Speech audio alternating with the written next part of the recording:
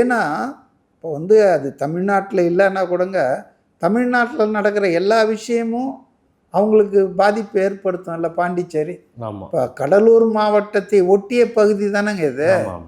அதனால் வந்து இதை வந்து அவங்க கேட்டிருக்கவானா. ரெண்டாவது பாண்டிச்சேரி கவர்மெண்ட்டுக்கும் ஒரு பயம் இருக்கும்ல.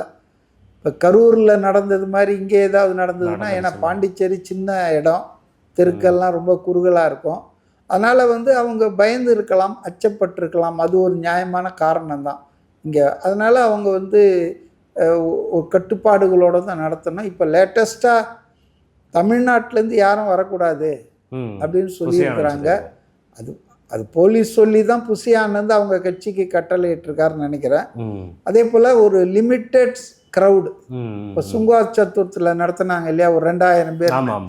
அது வந்து மாதிரி ஒரு 5000 பேருக்கு QR கோடு ஐடி கார்டு கொடுத்து அந்த அடிப்படையில் ஒரு கண்ட்ரோல் பண்ணுற மாதிரி பண்ணுறாங்கன்னு நினைக்கிறேன் அந்த இடத்துல மீட்டிங்கு.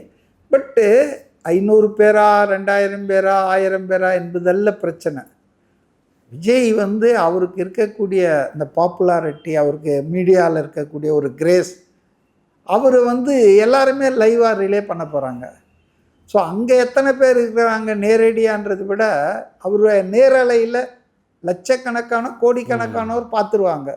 அதனால் அவரை பொறுத்தவரையில் சில காம்ப்ரமைஸ் பண்ணிட்டு he has to go through